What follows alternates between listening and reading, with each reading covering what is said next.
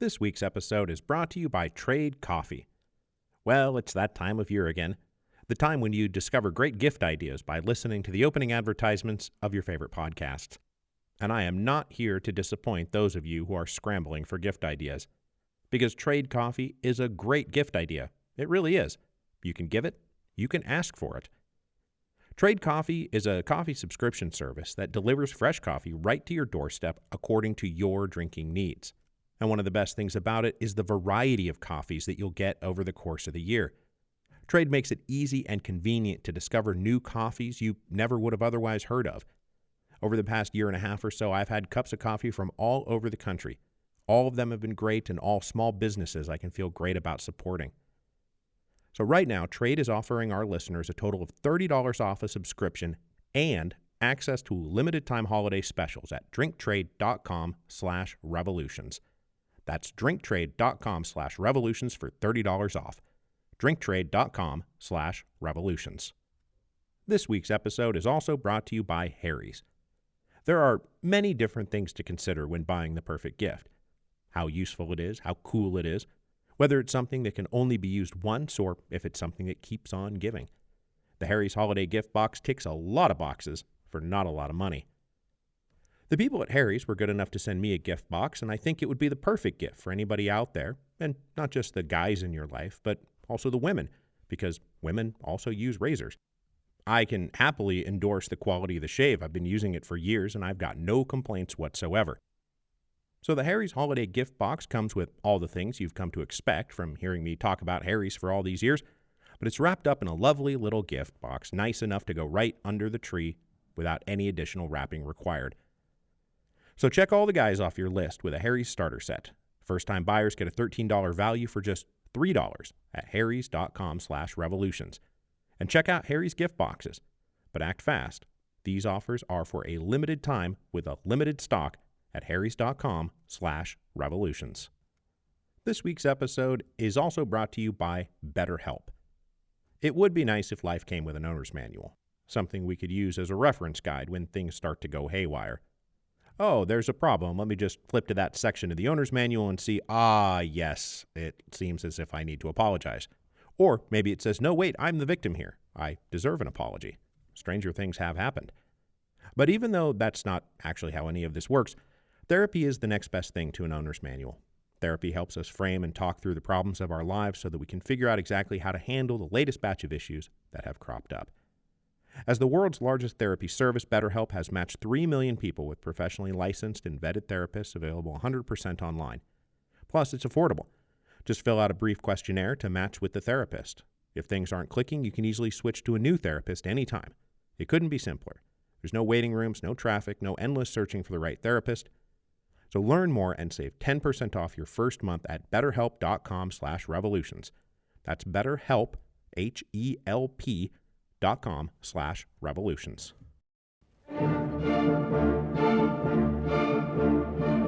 Hello, and welcome to Revolutions. Appendix 11. Meet the New Boss.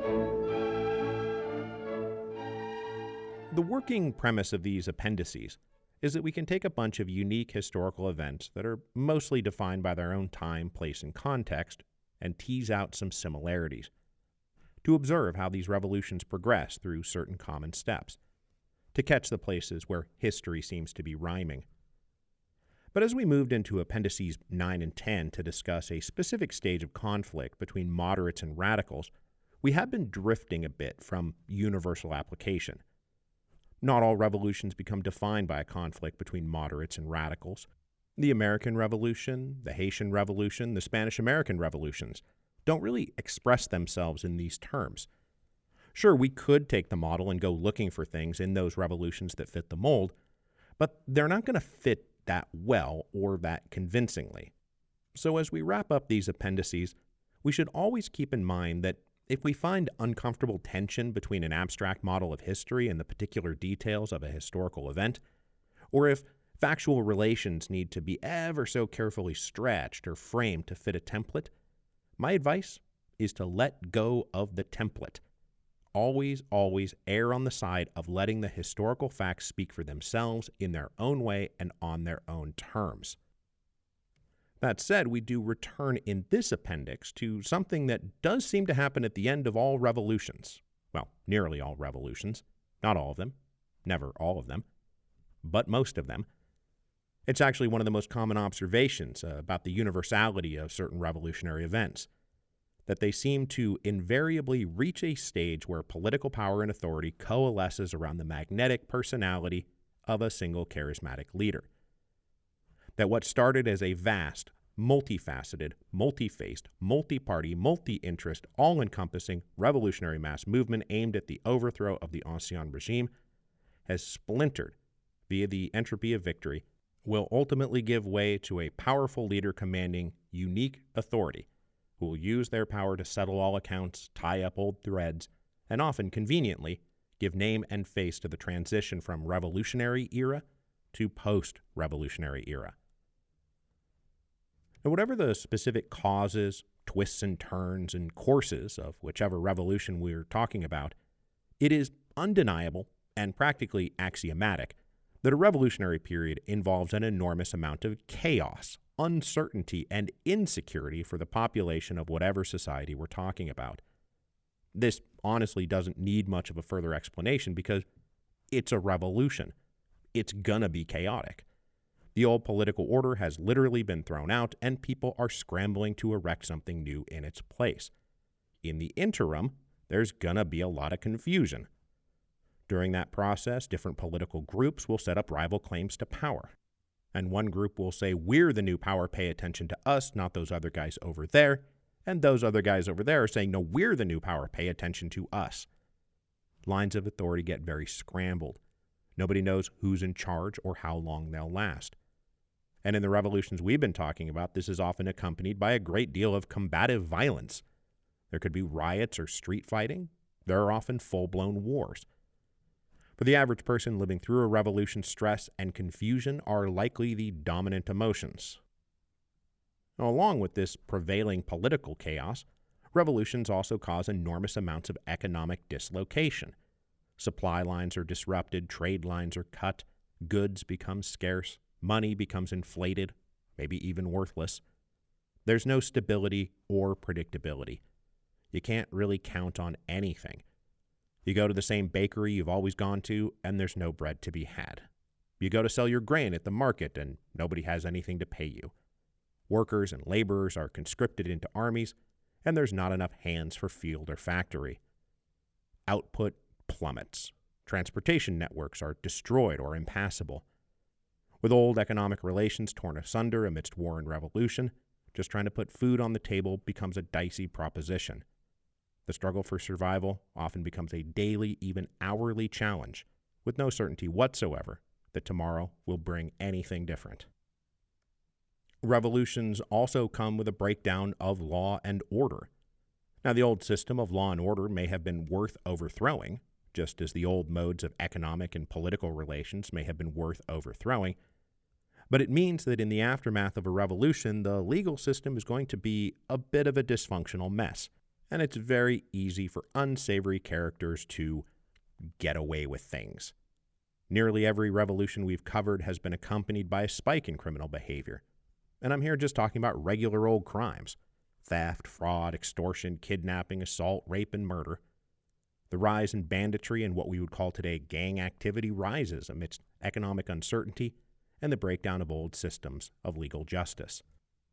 All of this chaos naturally produces a kind of general exhaustion in the population. A revolution is, above all, an exhausting proposition, not just for those participating in it, but for those who are essentially on the sidelines. Stress and uncertainty wear us down. We become very tired. Tired physically, tired psychologically, tired emotionally. The longer it goes on, the more the exhaustion prevails, and like a kind of low-grade torture, invites us to sign on to anything the torturer puts in front of us to just make the torture stop. And in a revolutionary setting, that torture becomes defined by ongoing and never-settled factional civil wars that can provoke from a normal person the sense that, my God, I'm sick to death of all of you people. Just settle things so we can get on with our lives.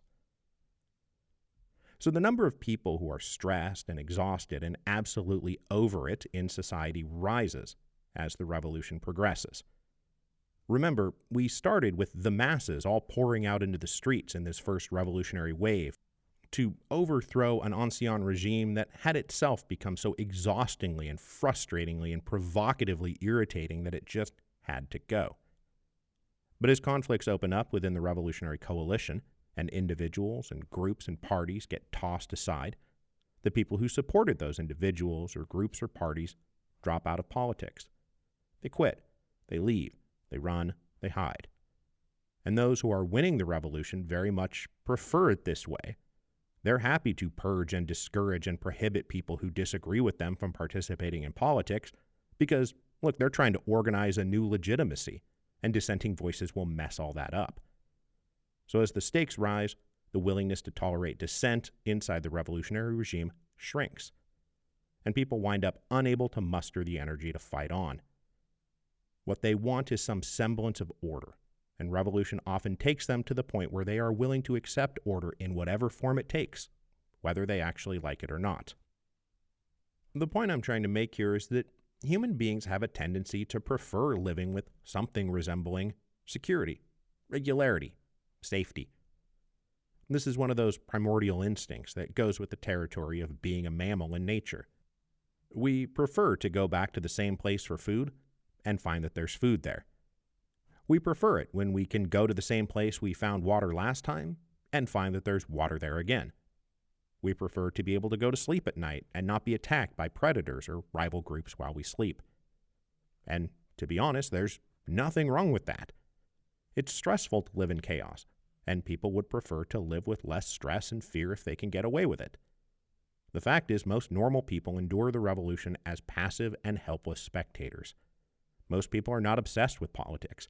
Most people don't even care about politics, or if they do get interested, they get quickly fed up. And day by day, the promise of order and regularity becomes very alluring. And so if a single leader out there starts to make a name for themselves, and that name begins to promise order and stability and an end to the chaos, a lot of people are willing to listen. And even those who are still idealistic true believers and don't necessarily believe that the order promised will be worth the price, well, they look around in despair that the people probably don't have any fight left in them. So even if a leader rises up without much cheering, they may rise with something a leader likes just as much, and that's exhausted resignation. But let's be clear. It's not like the leaders we're going to talk about here rolled in and said, "Oh, aren't you sick of all the chaos and disorder? Hand all power to me. I'll make everything better." No, it usually happens far more subtly and organically than that, but the implication is always there. However, the revolutionary path twists and turns and rises and falls and ebbs and flows. It takes us to this place. Some charismatic leaders accruing more and more political power with less and less resistance. Usually, the rise of this leader comes as they personally win over the loyalty of a large section of the armed population, by which I mean an army, and resistance dissolves, not necessarily from a feeling of, "Oh, gee whiz, I'd rather go about my business and not pay attention to politics anymore," but more, "Oh, that guy commands such an overwhelming amount of violent force that it would be suicidal to try to challenge them." And so the revolution that started with the many becomes the one. So who are we talking about specifically here? Well, if you've paid any attention at all to the podcast, you can probably name each individual I am about to discuss off the top of your head. Because they wound up as the great charismatic leader defining the end game of their particular revolution, we had to talk about them a lot. So none of these names should be unfamiliar. Most of them should be right on the tip of your tongue. So who are we talking about in the English Revolution? It's obviously Oliver Cromwell. Cromwell rises up through the ranks of the parliamentary army, becomes a key figure in the new model army, is a forceful leader inside the particular faction looking to turn the kingdom into a commonwealth, give it a written constitution, and an orderly republican form of government. The problem, of course, as you might remember from those episodes, is that as Cromwell tried to produce these written constitutions and new structures of government, people just kept not doing what they were supposed to do. the good Lord Protector, elevated to maintain security in the realm and act as an executive inside of a new constitutional order, kept finding the other branches not behaving the way they were supposed to behave, and so he had to keep dismissing them, improvising a new approach, and finding out that those new ways also didn't work. And so, in exasperation, Cromwell would blow them up. Appointed Lord Protector for life, Cromwell ruled from 1653 until his death in 1658. Now, it's true he kept refusing to wear the crown, and he never stopped trying to get a power-sharing system in place. But as the Rump Parliament and the Bare-Bones Parliament and the rule of the Major General came and went, the one thing that stayed was Cromwell, indisputably holding power to the end. Now, as you may have noticed, the American Revolution tends to miss a lot of these beats in the latter stages of the Revolution. But it was still an incredibly chaotic event, and obviously there's only one man who fits the bill here, and that's George Washington.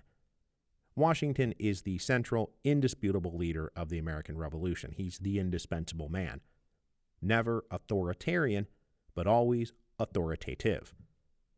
It's true he got dragged kicking and screaming to be the first president of the United States, but it's very telling that everybody told him he had to do it, and that the absence of his presence would make the whole project fall apart. The presidency was a uniquely powerful executive institution at the time. Both head of government and head of state, it was designed specifically for Washington. But Washington is a different breed of cat here. He defied human nature and instead of ruling for life, retired. But the revolution does revolve around Washington, doesn't it? And it resolves to Washington, doesn't it? Now, he's not a dictator. He never was a dictator. But had he been born of a slightly different cloth, King George I of America was absolutely on the table. It remains utterly remarkable that he wouldn't take what nearly every other man in his position would have, or at least every other person we're talking about here today would have.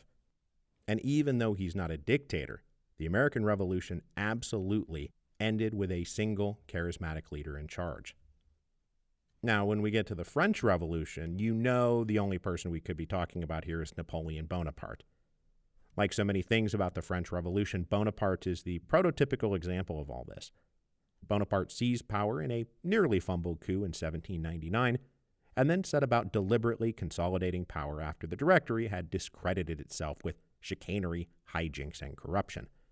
Bonaparte's power only grew as he continued to fight wars with the rest of Europe, won those wars, the result of which being European conquest revitalizing the French economy. This made him very popular. He then set about trying to reconcile French society, and he invited back the old tossed-out bits, the old aristocracy and the Catholic Church, and he built up a personalist empire that, by the time he unveiled it, no one could stop him. In Haiti, things obviously revolve around Toussaint Louverture. And where does he come from? Ah, yes, just like the first three, he's a great military leader who was winning battles on the field. That's a bit of a theme here. In the beginning, Louverture was merely one player in a much larger game, but by the mid-1790s, he had consolidated power by successfully playing external opponents like the French, British, Spanish, and Americans, and internal opponents like André Rigaud. Commanding the largest and most powerful army on an island ravaged by chaos and war, there was no political entity to transfer power to even had Louverture wanted. Him and his army were it. And so wherever Louverture was, that's where political power was. He spent a good 5 or 6 years as a dictator, calling the shots as he tried to mold his tricolor society that would be built on the back of plantation cash crops. But eventually, even those closest to him in the upper rungs of the Haitian military apparatus decided that what Louverture wanted was not necessarily what they wanted, so they betrayed him and allowed him to be arrested by the French, and he wound up dying in captivity. So who's next? Well, of course, it's Simon Bolivar. Bolivar is the only one of our group to actually assume the literal title of dictator, although those of you from the good old history of Rome days know that a dictator in the context of the Roman Republic was not the unseemly anathema of free government, but was instead a vital emergency tool that was used by a free republic at a time of crisis. Bolivar, a lot like Cromwell and Washington, but not like Bonaparte or Louverture, was forever thinking he would be able to set down his dictatorial authority and hand power to some kind of representative government founded on the rule of law, etc., etc., but Bolívar could never find people willing to do it in exactly the way he wanted them to do it. And because of that, he had to keep brushing them aside and reinstalling himself as dictator well after the point when everybody actually wanted him to go away. But when Bolívar was in the room, nobody could say no to him. Now, the Revolution of 1830 is maybe, even more than the American Revolution, is probably the most conservative of all the revolutions we've talked about. The leader on the white horse who comes riding in to restore order in July of 1830 is Louis Philippe. Louis Philippe may have been conservative, and he may have reigned over a smallish electorate, but it's not like he was ever anything resembling a dictator in any meaningful sense of that word. There was a charter of government in place. There was a legislative branch with an upper house and a lower house. There were judges and laws. And Louis Philippe knew exactly the role that he had been cast in. Both publicly and privately, he tried to rule as a constitutional monarch bound by certain constraints. I mean, that's why they had overthrown Charles X in the first place. So the Revolution of 1830 does not really fit the mold here. Now, most of the revolutions of 1848 also don't really fit the mold because most of them failed. And we wind up with neo-absolutist monarchists coming back into power. Now, when they came back into power, they tended to have a few more rules about what they could and could not do, but it was far more of a restoration than a revolution. In France specifically, though, the Second Republic managed to last for about 3 years before another Bonaparte decided he wanted to be another Napoleon. The justifications for Napoleon III were roughly the same. Everything is so chaotic, the leaders around me are wildly unpopular with most people, so I'll just self-coup my way into power. Napoleon III's legitimacy and charismatic authority came exclusively from the fact of his name. That's it. He had nothing else to recommend him for any job. He was, in this sense, a lot like Octavian from the History of Rome days, trotting around the name of Caesar without having done anything to actually earn it. Now, like the Revolution of 1830, the French Third Republic and Paris Commune era also do not really resolve towards a dictatorial outcome. It's very possible that the Paris Commune would have gone towards a dictator had their charismatic dictator been around, and there is somebody who would have fit the mold. It's Auguste Blanqui, the man who was born to play that role. But he had already been arrested and locked up, and so he wasn't there for the Paris Commune, so they did committee rule until the end. Meanwhile, for the French Third Republic, it maybe could have gone towards a dictatorship, but instead there was just enough multiplicity of interests without a single charismatic figure on any side that everyone wound up crammed into a very tense and uneasy republic that nobody loved, but everyone was willing to tolerate, at least until the next revolutionary turn of the screw. Except that didn't really happen. The French Third Republic lasted until World War II, and after that, it's here comes Charles de Gaulle, who absolutely fits the bill here, but it's like 75 years later. Now in Mexico, Carranza very much wanted to play the role of a charismatic dictator after Madero, but the man had no charisma. He was so deeply unpopular even among his own subordinates, and he could point to no military or political track record that he could lay claim to popular power. Meanwhile, the people who did have that track record and charisma, people like Villa and Zapata, had different agendas, and they didn't really want the job. So as the Mexican Revolution progressed, it progressed to Alvaro Obregón and the crew from Sonora. So in the Mexican context, Obregón is playing this role here. He's got the military accolades, the legend of his one arm, and his astute politicking. But with no re-election being such a huge part of the Mexican Revolution, Obregón gave way to a successor. And from there, the PRI developed itself into a unique system where the party became the dictator rather than any single man. And then finally, in the Russian Revolution, you know who we're talking about. We're talking about Lenin and then Stalin, about whom we have just spent about a gazillion years talking about, and whose careers likely don't need much of a rehearsing here. But obviously, post-February Revolution Russian democracy didn't even last the year before it was back to a single leader calling the shots. And yes, they technically did this while adhering to the Byzantine ethics of party committee rules, but still, Be real, everybody knows they were dictators. So let's make some observations. First, where does the authority of so many of these guys come from? It's simple. It's military victory. Look at these names: General Cromwell, General Washington, General Bonaparte, General Louverture, General Bolivar, General Obregon. They all made their name as military men. So what is it about generals that so many of these individual leaders who define the end game of a revolution come from the military? Well, let's start by not overthinking it. Sovereign power is all about holding a preponderance of force over your society. We've talked about this at length. And if you're a military leader who has developed a loyal army, well, that's kind of the ball game, isn't it? Because who can possibly stand against you but another army? And these guys were all successful not just in combating foreign threats, but more importantly, they have very likely just won a civil war. And so at that point, there's quite literally no army that can stand against them. That army was just defeated. But also just in terms of the cult of personality type influence that's necessary to go along with these kind of rulers, military victory is a great way to have your name and face spread far and wide, either by word of mouth or in newspapers or radio broadcasts. For that kind of mass reach, you need to be doing something that affects all of society. Be involved in something that all of society cares about. The course of a war is one of those things that everybody is going to be talking about. And so the victorious leader in one side of this war is going to get talked about a lot.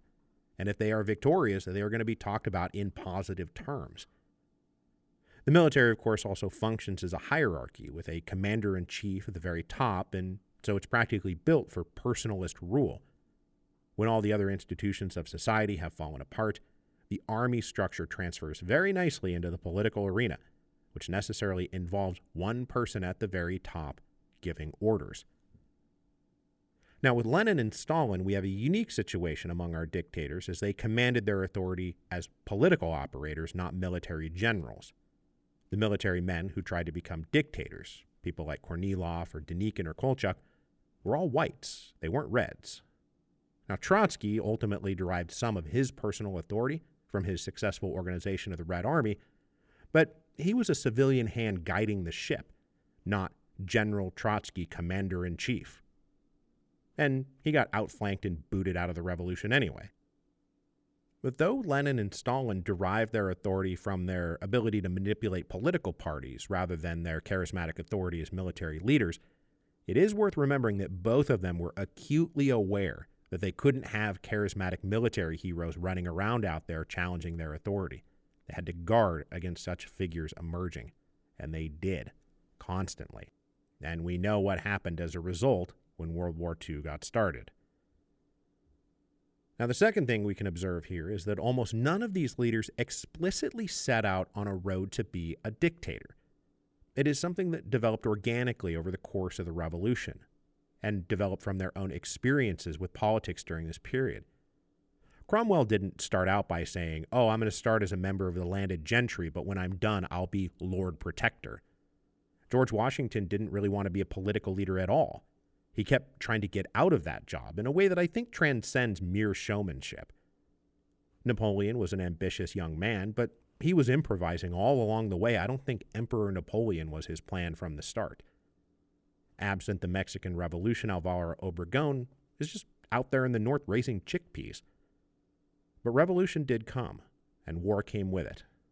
And a mix of frustration and duty and opportunity and ego convinced each of these men that they must, for the good of society, take power and reign supreme. But in almost all of these cases, it feels like something that they arrived at in the due course of time, not something that they laid out as a goal for themselves at the start of the revolution. A third thing we can observe comes directly from that thought, but which needs fuller expression, and that is the bit about ego. For a variety of reasons, our leaders have come to regard their own judgments and decisions and choices as vital to the health and well-being of their society. That to remove themselves from the situation would be to doom society to a return to chaos. When we look at people like Bolivar and Cromwell, basically concluding that everyone around them is doing it wrong and therefore I must remain so that the good and right thing must be done, we can ask what their motivation is here. Because not doing it how I want it done is not necessarily the same as not doing it right unless you've got a rather large ego. To reach the point where dictatorial power is even a possibility, you have to be something of an egomaniac. Even Washington, with his supernatural aversion to dictatorial power, was an egomaniac. Of course he was. You can't spend any time around the guy and not conclude that, at least compared to a normal person. You don't have the kinds of careers these people have without an unreasonable amount of ambition and an unhealthy level of self-regard. It's very abnormal. And their egos are doing a lot of the work of convincing them that they have to stay in power at all costs. Otherwise, it's catastrophic, not just for them as individuals, but for society as a whole. A fourth thing we can observe is that our charismatic authority figures are always operating out of something resembling a middle ground. Now, they're naturally going to be to the right of the most left-wing radical elements of any revolution, but they are always also going to be much further to the left than any right-wing element. Whatever else these people are, they're not restorationists or reactionaries or conservatives. They're all revolutionary leaders who often continue to do revolutionary things, even as they pull in a more conservative direction. Cromwell was a Republican, but he's not a leveler or a digger. Washington tended to be a centralist and a federalist, but is clearly trying to balance the interests of everyone in the American Revolutionary Coalition. I mean, he went off and put down a proto-populist uprising in the West, clearly prioritizing order over liberty. But he's also not trying to create a monarchy in America. Bonaparte tried to reconcile the revolution with traditional French society, inviting back conservatives and cutting deals with the Catholic Church and restoring slavery in the colonies. But even in full dictator mode, he was doing progressive things that the revolution wanted done. Educational and bureaucratic and legal reform that the more technocratic side of the Enlightenment always wanted, a side that had always called for this, being delivered by an enlightened dictator, naturally. And even Lenin and Stalin, who come to power from a radical left flank of the Russian Revolution, had left-wing critics that they put down in their rise to power. Left communists and anarchists and left SRs. Anyone who would have preferred more bottom-up styles of authority and less top-down styles of authority, they had to go. And that brings me to the last observation I want to make, which will lead into what we're going to talk about next week, is that in all of these cases, with the real exception of Louis Philippe, all of our charismatic authority figures wind up wielding more power and have a greater reach than whatever ruler was in place prior to the revolution. If you look at the military resources and financial resources available to them, the size of the bureaucracy out there doing their bidding, the breadth and depth that they can expect their laws and decrees to be enforced throughout society, we always find a very big jump in the power of the executive. From what King Charles was able to do to what Oliver Cromwell was able to do. Crown and Parliament in the North American colonies versus President Washington in the United States. Louis XVI versus Emperor Napoleon. The French colonial administration in Saint-Domingue versus Toussaint Louverture. The Spanish colonial administration in South America versus Simón Bolívar. Louis Philippe versus Napoleon III. Porfirio Diaz versus the PRI. And finally Tsar Nicholas against Lenin and Stalin. You would be extremely hard-pressed to make the case that the former's political authority exceeded the latter's. Revolutions don't just produce dictators, they produce powerful dictators. And that will segue us nicely into what we're going to talk about next week in our final appendix.